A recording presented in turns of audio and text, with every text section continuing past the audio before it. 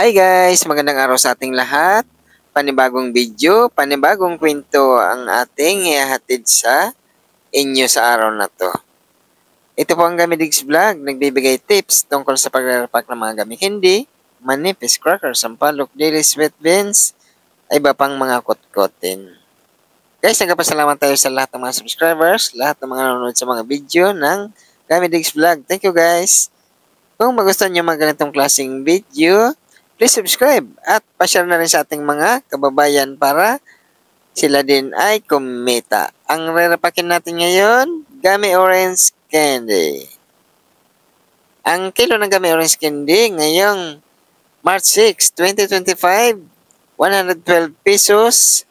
Ang isang bag or 2.5 kilograms, 280 pesos, presyong Divisoria, Manila. Ang gagamitin natin plastic, 5x7, 18 pieces na gummy orange, 20 pesos lang ito mga guys. Or depende na sa inyo kung magkano yung mga presyuhan at ilang peraso ang inyong ilalagay. Pero para sa akin, mas maganda kung sa ganitong repack para mas malaki ang ating kita.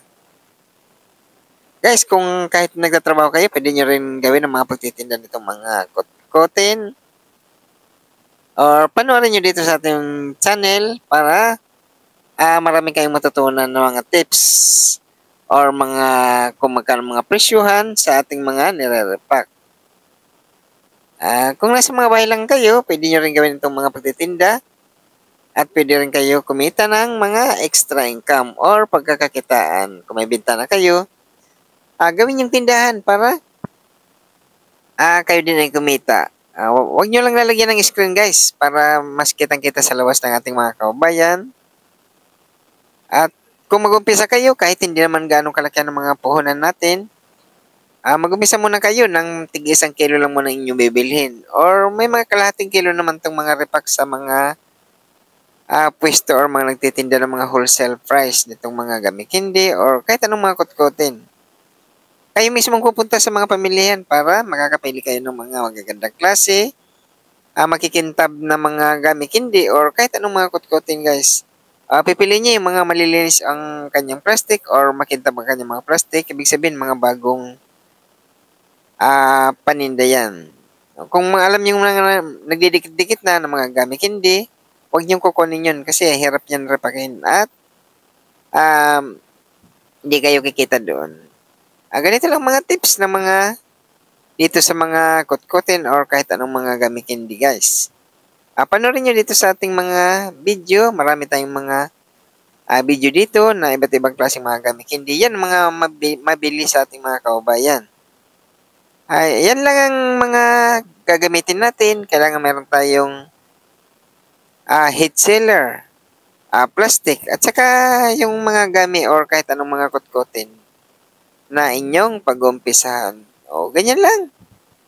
Ito, bago naman ninyo ito i-seld o kailangan bibilangin nyo muna kung magkano inyong puhunan at kung magkano inyong mga gustong tubo. Pwede naman yan bawasan or dagdagan sa inyong pagre-repack para bago natin i-seld, alam na natin kung magkano ating tutubuin sa mga nire-repack natin. Ganyan lang ka-simple guys. Yan. Pagka nag-seld kayo, medyo sa akin, medyo pinipiga ko para walang hangin at maganda yan tingnan pag nakasabit na sa alam rin lang yan natin yung sinasabit yan. Kasi ang ating pisto, open lang yan, no? Kagaya ng ganyan yan. Open lang. Kaya kitang-kita sa labas ng ating mga kababayan. Ganyan lang mga teknik dito sa mga pagre-repack ng mga kotkotin at pwede na tayong kumita. At mabili ito sa ating mga kababayan guys, itong mga gamit hindi or mga kotkotin na sa ating mga video. Ayan, pwede nyo rin sundan kung paano natin nire-repack ang ating mga gamit hindi or mga mani. At lang mga mani guys, mabili. Mga sampalok, daily sweatbands. Marami pang mga kotkotin na mabibili sa ating mga kaubayan. Mas magandang ganito kasi nire-repack lang natin. Alam na natin kung kikita tayo ng medyo malaki dito sa mga kot-kotin na to. Yan lang natin na sasabitan guys, yan, no? Alam mo rin lang yan. Yung alam mo rin na medyo makapal ng konti, yan ang magandang pagsasabitan natin. Or nasa sa inyo na yan kung gusto nyong i-display lang sa mga basket. Mas maganda yung ginagawa ko ganito, nakasabit sa alamare. Kasi kitang-kita sa labas ng ating mga kababayan. Ang nilalapak natin, 5 piso lang at saka 20 pesos. Yan, para abot kaya ng ating mga kababayan. 5 piso, kayang-kaya. Ayan na yung ating nagawang video guys. Guys, nagpapasalamat ng Gamidigs Vlog sa lahat ng mga subscribers at lahat ng mga nanonood sa mga video ng Gamidigs Vlog. Thank you guys. Kung magustuhan nyo mga ganitong klaseng video, please subscribe. Pa-share na rin sa ating mga kabayan at okay na sa pa-like na lang guys. At gawin nyo rin para lahat tayo ay kumita. Thank you guys. Bye.